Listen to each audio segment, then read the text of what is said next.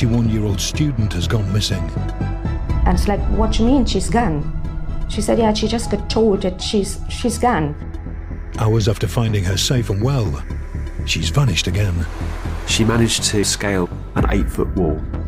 What happens in the police investigation that follows? She was graded as a high-risk missing person. Police would respond immediately to try and identify where she could be and recover as soon as possible. What happens to the family at its heart? It was a nightmare, and it still is. I nearly collapsed because I could not believe it. I couldn't. When missing turns to murder.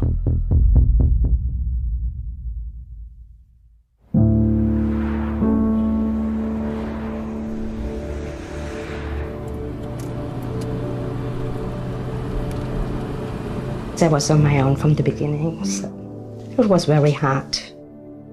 But we managed. It was just us, so we had to take care of each other. Both of them couldn't speak until the age of 4, but they had their twin language, they call it, their own language. So they were communicating to each other, but I didn't understand anything. They laughed a lot, they enjoyed their life. They were always doing nonsense, running around, always busy, always must have something to do. They never slept. You know, it's twins. They always hang together doing funny things. Janet was a very enthusiastic girl. She loved sports. She loved to laugh. She was very caring, especially of her sister as well and her friends. And she was always laughing. Always, you can see any picture we have, she's laughing in the picture.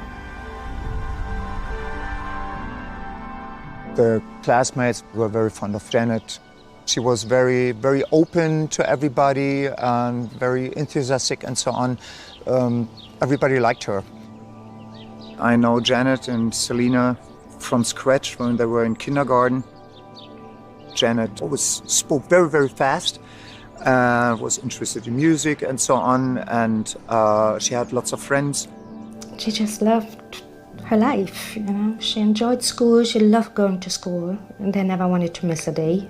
She also had sometimes a bit emotional problems, I think, but she always put it together again, brought it together again.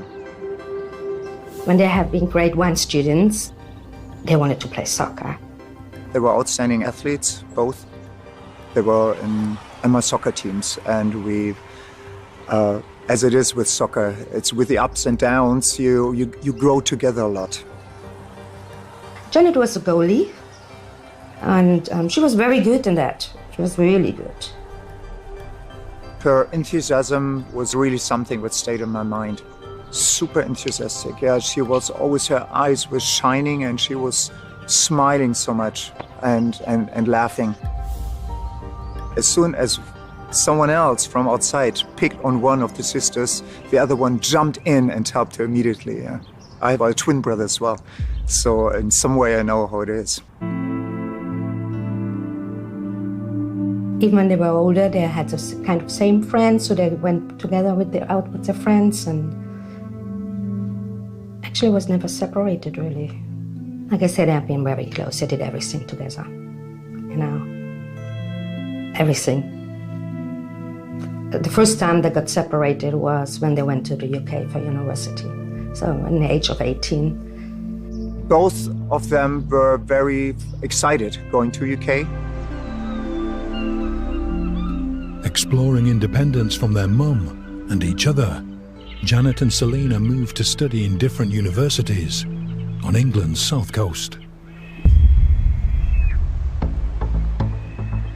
Janet went to Eastbourne. I think they were just very excited of being without me and just doing what everybody else was doing. It's student life. Janet came to Britain to study international event management. When students first leave home to go off to university, I think they're full of excitement, hope that it's going to be the life that they have built up in their imagination, and they think it's all going to be wonderful. They thought it's good for them, to find their own identities. But I found out very fast that they miss each other. But of course, they don't want to say it. They turn up at university. They may have been very confident, lots of friends, that's all gone. And their perceptions of themselves changes drastically. They're with people that they've never met before.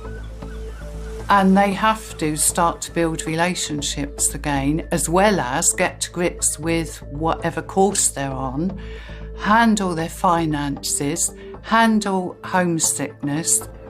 One of the challenges that students do face is that they feel they need to conform. When I sent them off, I told her no drugs, no alcohol, be a good girl, study hard, focus. When they came back in between, I asked them, how is it? And they said, man, they drink so much. They drink at their party so much. I know that they enjoyed being there. At that stage, I didn't know they were going to partying. If I would have known, they would have come back. Because you don't want your children doing any nonsense, but it belongs to life. I mean, we all have done it, if you're honest about it. You don't want this for your own children. You always want to save them and protect them from everything. It's a part of life. Other students really liked Janet. They liked her very much. They said she was great fun, always laughing. But they did say that she kept herself to herself. So socially, they didn't really know that much about what she did outside of university. Janet continues through university and is approaching her third-year final exams when warning bells start to ring. I didn't realize that something was going on until a point Janet called me one day and said that she's afraid that somebody follows her. And she said, Mommy, don't you worry, but there was somebody at my window, and we called the police. They came, but they couldn't find anyone. Of course, I was worried about that, but she said they have it under control. What should I do? Is this serious? Is this just a harmless situation? Janet seems to be very frightened. I was scared, but she lived on the ground floor, so you could really just stand in front of it and look through the window. I told her, if you want to come home, let me know, we get you a plane ticket. And she said, no, Mommy, I have to study, we have exams soon. And, she was close to the end of her university years. You think it's, okay, somebody looked through the window, maybe it's okay. You don't think that things can go so wrong. I don't know if this has something to do with what happened later. First time I became aware that Janet perhaps had a few issues was one afternoon, and Selina, her twin sister, who I'd never met before, came in with one of Janet's friends to say, you've got to help us. Janet's behaviour apparently had become fairly bizarre in a way, and uncontrollable. I heard from Selina that Janet had an abnormal attitude, that she was acting strange and running around in the house naked. Selina said she was very scared of her. And then from that point on, things went wrong. The next time I heard something from Selina was that Janet is in hospital. But she's not there for long. She's reported to have been suicidal. She ran off, and her friends couldn't find her.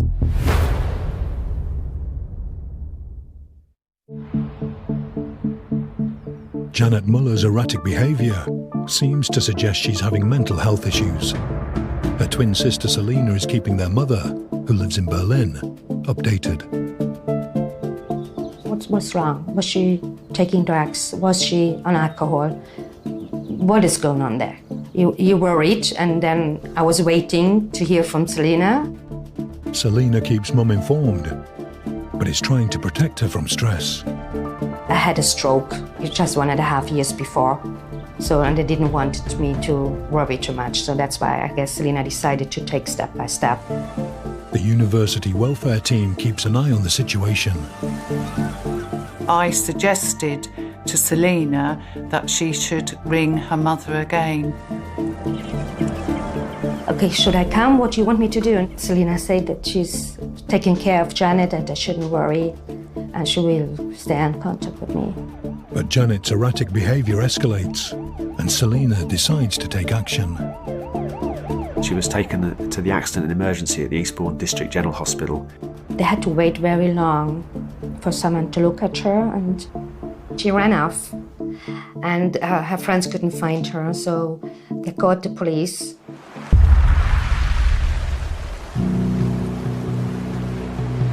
When someone goes missing, the first report would come into our force control room, and then it would be routine to deploy a uniformed officer to attend the home address or the place where the person went missing from. We assess every missing person report, and they would be graded high or medium or low.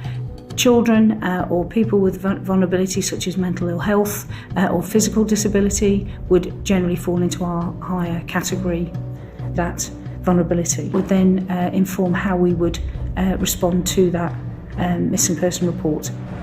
Janet is found within a matter of hours in a hospital gown at a train station. She's taken to a mental health hospital. She was admitted to the Millview Hospital on the 3rd of March. She was there on her free will. When the hospital called me to let me know about this and that I shouldn't worry, Janet is fine, they just do some testing. Janet was taken to Millview Hospital as a place of safety. She was assessed and subsequently detained under the Mental Health Act because I think there were fears that she might be at risk of taking her own life. So Janet was there really for her own protection. But they always told me, no matter who I was talking to, she's fine, she's fine. I tried to talk to her. I was telling them I want to talk to her, and they said I have to call the patient phone, which was never answered by anyone. Selina went to visit her. She called me and said, Mama, Janet is very, very, very bad. She's in a very bad state. She's not well. And I was so upset. So I called the hospital and told them, I said, what is going on here? Why are you telling me this and this if my daughter is calling me and telling me something else? It was distressing.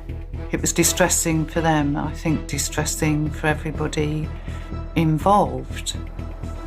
Janet remains in Millview Hospital. 10 days later, there's more worrying news. On the 12th of March in the morning, Janet went missing. She left the hospital and shouldn't have been able to do so. She's reported to have been suicidal. She headed out of Brighton to the north to a local beauty spot called the Devil's Dyke. It's in the countryside. To get there, if she was on foot, and I'm fairly sure she was, she will have walked for at least an hour. Janet was found later that morning through concerned reports by members of the public and returned to the hospital. She should not have been able to leave. She was actually at that point supposed to be in a place of safety that was secure, so she couldn't just walk out. And she should have been under close observation. Mental health hospitals shouldn't be prisons, but equally, they are trying to be secure. Janet remained there until late evening and had become increasingly agitated and decided to leave again through an insecurity within the hospital. Janet was supposed to be placed under close observation, and yet she managed to go missing from the hospital again later the same day, very late at night. I understand it was a while really before her disappearance had been noticed.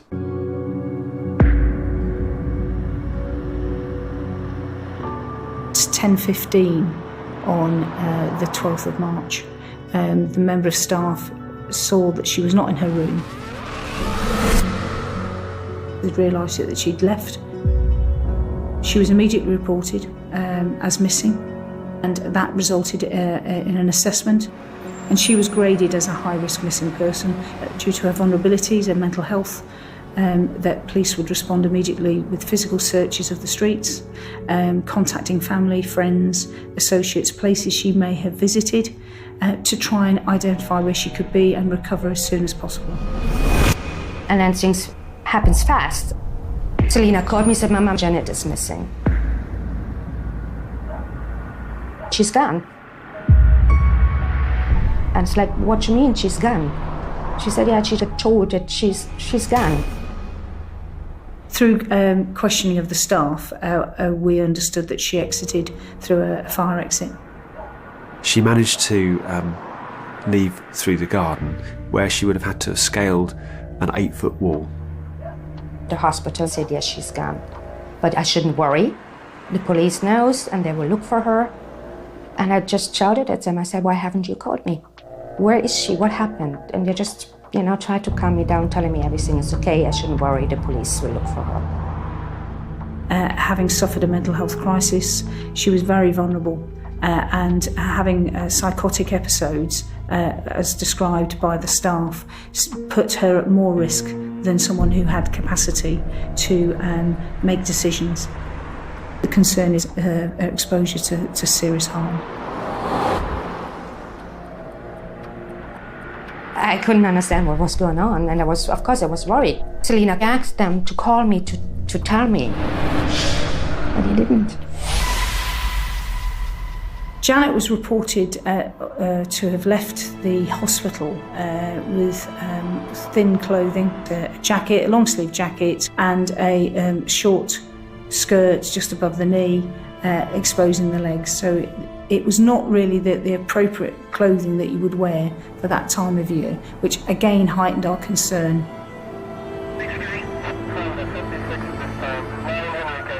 Sussex Police issued a public appeal for help finding Janet pretty quickly. Knowing Janet was missing, I still was thinking that maybe she'd met somebody or she'd gone off somewhere, and I kept thinking apparently she didn't have any money. I just thought she must have gone somewhere, she must have met somebody, she must have rung somebody and they've picked her up and she will be found. It's likely that she was in a disorientated state as she had taken a medication earlier on, which could have possibly taken effect. She had no access to funds. We know then from the inquiries that we later carry out is that she is on foot in the Portslade area, and at around 10:30 she's seen to be walking past the railway station at Portslade. She was seen on a CCTV camera emerging from the subway. She seemed to be on a mission, but maybe that was just to get away from somewhere she didn't want to be. Perhaps it was heading somewhere she did want to be. We don't know. At around 23:48 hours that evening, a local taxi driver saw a person of similar description to Janet in the Trafalgar Road area. 23 minutes past midnight, Janet was seen walking southbound on Boundary Road in Portslade, and that was captured on CCTV footage. The next significant sighting of Janet, 01:08 hours, at the petrol station in Kingsway in Hove. At this time, Miss Muller requested a soft drink and she was served that. The assistant did ask if she was okay, but she said she was fine, and he left it as that and didn't think any more. She was on her own at that time as well, so there was no suggestion that she'd met up with anybody. At 1:13 hours on the morning of the 13th, we have CCTV footage that captures Janet crossing the road and approach a vehicle. Someone was in it, but it's unclear from the footage as to whose vehicle that is. She leans towards that vehicle, and then she's seen to walk away from that vehicle towards Seafield Road. And then that was the last sighting that we had. Then there is a gap of a number of hours. The concern is that Janet in that situation was on her own, quite late at night, walking in a disorientated state and unclear as to what her intentions were. So my concern was very much that we needed to find Janet as soon as possible. The search for Janet Muller intensifies. A local resident had noticed smoke and then a male walking away from that vehicle. Could this be the breakthrough the police most desperately need?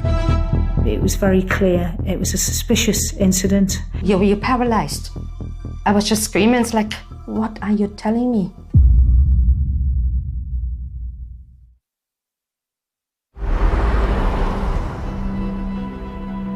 Janet Muller has escaped from a mental health hospital.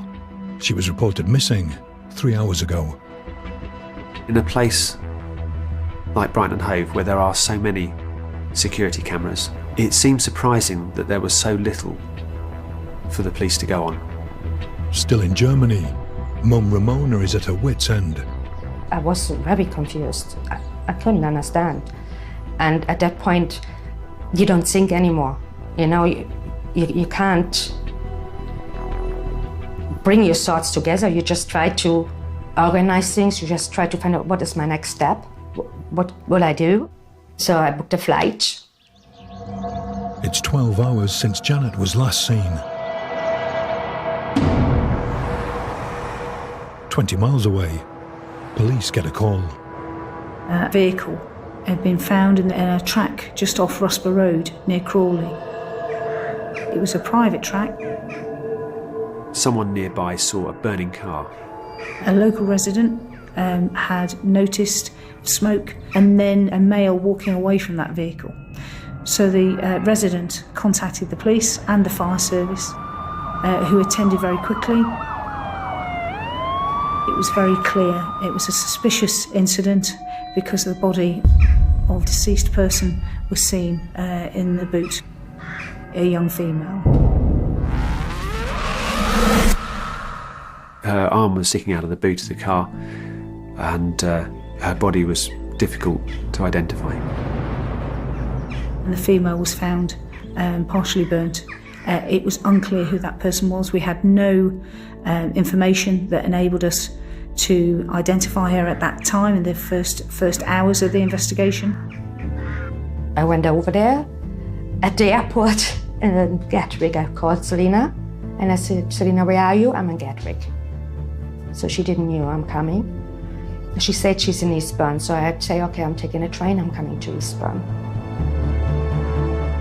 I became aware of that there was an outstanding missing person report and that it was a young female student. There was slight similarity from the person we found in the boot to the missing person report. And actually, it could be Janet, but we needed to confirm that.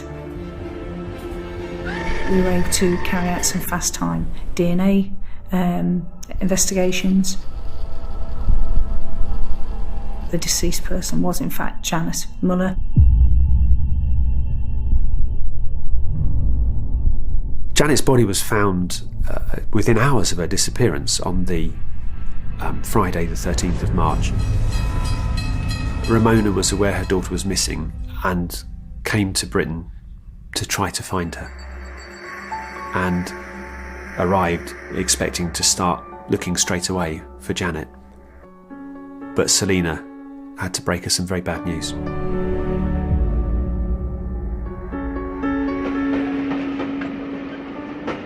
At the train station, Selina came to me and was crying, and I just looked at her and I said, Selina, don't worry, we will find her. And then she said, Mommy, they found her, she's dead.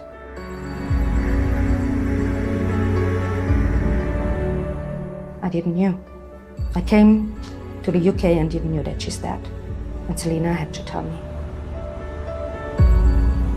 And I just started screaming. You're paralyzed. I was just screaming. It's like, what are you telling me? I couldn't believe it. I really can't tell you that, you know? It was just like, what is going on here?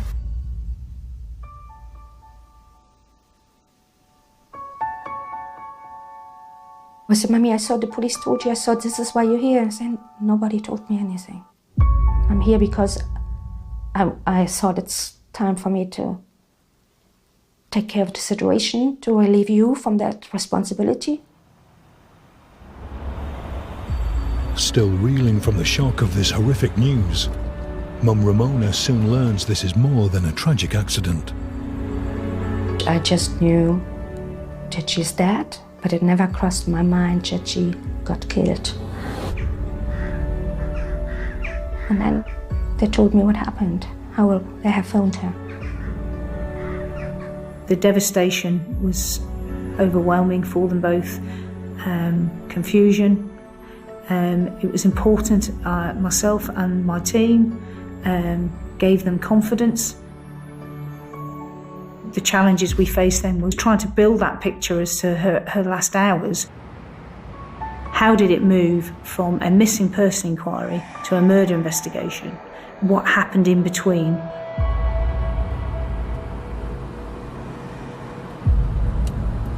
It was unclear how Janet had ended up in that vehicle and what relationship Janet had with the driver.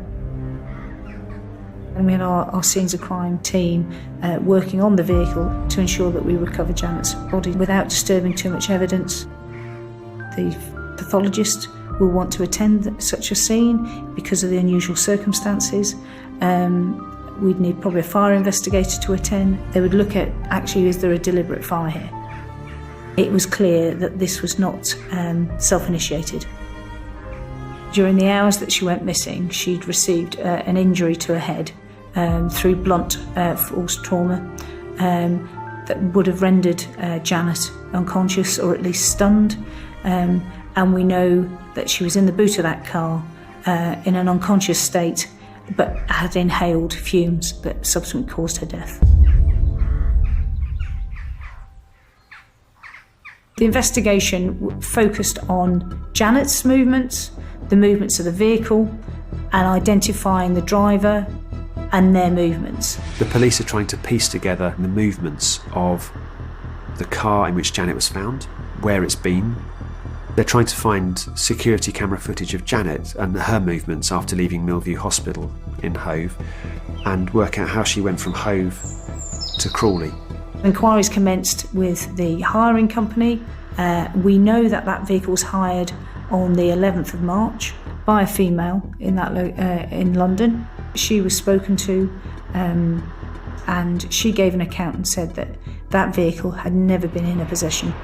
She was shown as the only driver for that vehicle, but CCTV footage at the hire office showed the boyfriend of that girl drove the vehicle away, who we later identified as Christopher Jeffrey Shaw.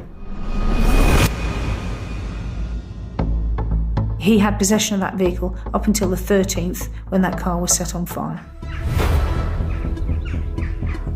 The hunt is on for Christopher Jeffrey Shaw.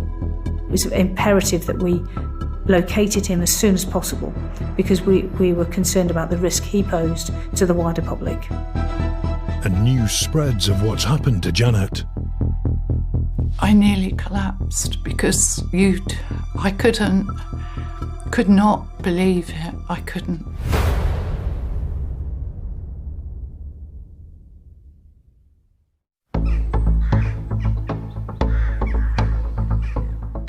Janet Muller's body has been found in the boot of a burnt-out car in a country lane. Christopher Jeffrey Shaw is now known to have hired that car. The police are hunting him down. We know that that vehicle travelled down into Brighton during the evening of the 12th, and it had remained in that area for a period of time till the early hours of the 13th. There was a slight gap and then it moved back up towards the Crawley area, but then moved off into London. It is then identified moving back into Sussex to the Crawley area. He visited a local petrol station.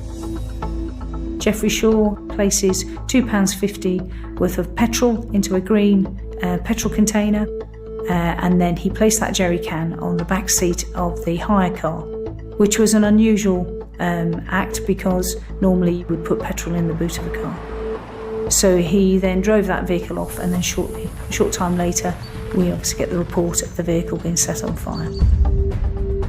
At the time when we discovered the vehicle and Janet, the driver was still at large, and it was imperative that we located him as soon as possible, because we were concerned about the risk he posed to the wider public. It was very clear to me early on in the investigation, once we'd identified Christopher Jeffrey Shaw as being the driver of that vehicle, he was my prime suspect in this investigation. News spreads of what's happened to Janet. I first found out when the police telephoned to say that one of our students had been murdered. I asked who it was, and they said it was Janet. And I'm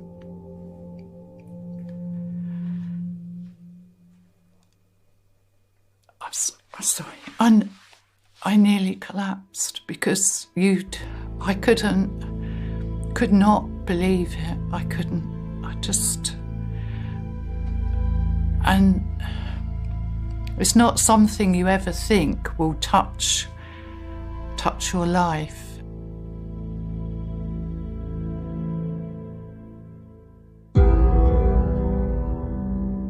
The police have their prime suspect and are on the hunt for Christopher Jeffrey Shaw.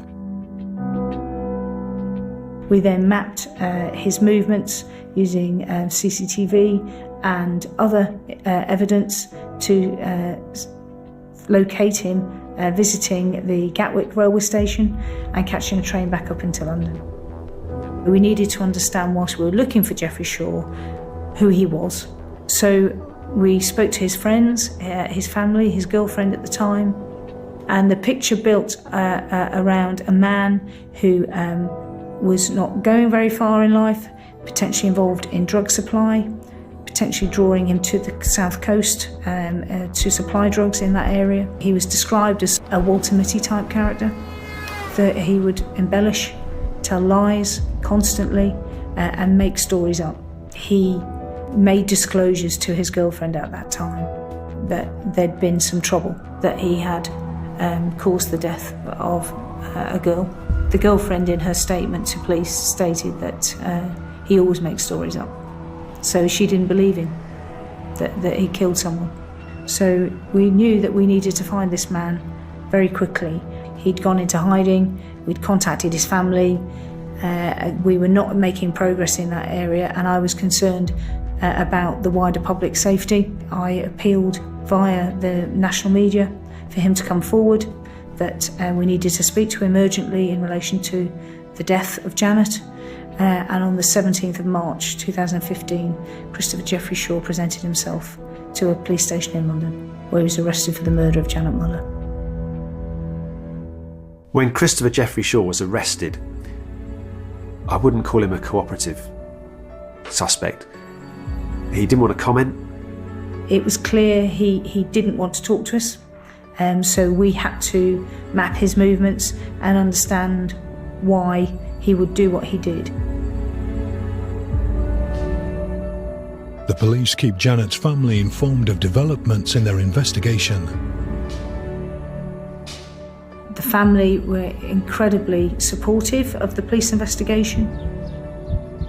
When I met with Ramona and Selina and explained the circumstances and how Janet was in that car and the gaps, I had to be honest and said there are gaps here. I don't know how Janet got into that vehicle, why she got into that vehicle, and how she knew Christopher Jeffrey Shaw. It was a nightmare.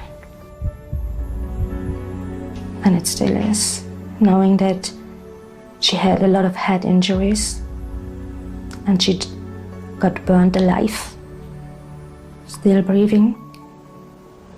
I just hope she was not feeling anything. I don't know what happens in the 12 hours with him. You know, we're missing that time from I think it was 1:15 in the morning, the last time she was seen. until she died the next day at 2 o'clock in the afternoon. I don't know what happened.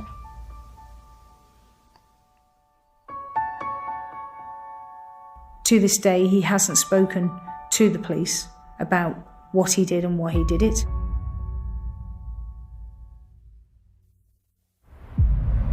I was with the family of Janet at the trial. That must have been quite shocking for her family to see the man responsible for their daughter's murder. Our family liaison officers, Amanda and Claire from the Sussex police, next to me, they took me everywhere because I've asked them that I want to see him. And they took me to the court. It was the first time when I saw him. Geoffrey Shaw went on trial at Guildford Crown Court, where he faced 2 charges, murder and manslaughter. I felt very strongly that the evidence would convict him for murder. However, accepting that potentially with the account he gave so late on that he could have given on day 1 of his arrest, he chose to wait many, many months, changing his story. He presented a defence statement that suggested that the vehicle left his possession for a period of time, claiming that 2 males, Steve and Mickey, had required him to get the vehicle. All he'd say, really, was that he had lent the car to 2 drug dealers who had carried out a robbery which had gone wrong, and they'd ordered him at gunpoint to destroy the car. He wasn't prepared or didn't give any indication as to how we could speak to those individuals. They potentially were involved in incapacitating Janet, and that he was required to set fire to the vehicle, and then subsequently realising that Janet was in the car, but it was too late for him to do anything to save her. And his defence at court was that he did not know that Janet's body was in the boot of that vehicle, and effectively, in his view, in denial of any involvement in her death. He said that he didn't know she was in the boot. He remembered his sports bag was in there with his trainers, so he opened the boot to get them out and saw Janet's body. He said he tried to pull her body from the car, but couldn't. He left the car burning. We now know that she was alive at that point, so Geoffrey Shaw was the last person to see her alive. He left her to die. There was a potential risk that it would not be a murder outcome, and that manslaughter was an alternative based on his account. And so I was prepared for that and prepared the family for that potential outcome. On the information he provided, it is our duty to corroborate that. We carried out reasonable inquiries to understand whether that was true. The inquiries did not result in identifying those individuals. Christopher Geoffrey Shaw on his own killed Janet Muller. That was just his way of avoiding his responsibilities. I don't think the judge believed him from the remarks made when Geoffrey Shaw was sentenced. Even the judge felt quite strongly that he was lying, and in his summing up, he actually accused him of that. The jury retired, and they were out for 9 hours, 42 minutes, which, you know, a lot of cases the jury comes back very quickly when it's open and shut. You can tell that there was enough reasonable doubt for them to have spent a long time debating his innocence or guilt. And the verdict they came to was that he wasn't guilty of murder. The jury found that on the evidence as presented that they couldn't convict on murder, but they could convict on manslaughter.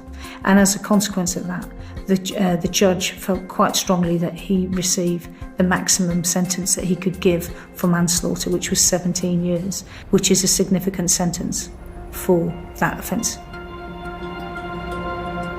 I think justice was served by the sentencing that was given. That is very unheard of.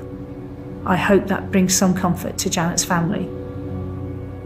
Since Christopher Geoffrey Shaw's trial for murder and his conviction for manslaughter, there's been an inquest into the circumstances around Janet's death. The court case in the Crown Court, the inquest in the Coroner's Court, both raised a great many questions, I think, about the way Janet was cared for while she was in Millview Hospital. The family brought a civil action against the NHS Trust that runs Millview Hospital, and that case, as far as I understand, was settled. The Trust issued a very public apology. Measures have been taken since then to make sure that when somebody is kept there, it is much more secure if they're being detained there for their own safety. I still can't believe she's there. Janet's mum Ramona and her twin sister Selina continue to learn about their grief. You expect a person to react in certain ways when things like this happen. And I realized we didn't accept what happened. There was times of crying, screaming, changing all the time from one minute to the next. I remember when we flew home, Selina, she was crying the whole flight, saying that she's leaving Janet behind because we have to go home without her. It says when love would find a way to heaven and memories would be steps, we would climb up and bring you back. I'm going to bed every night, hearing her screaming for Mommy before she died.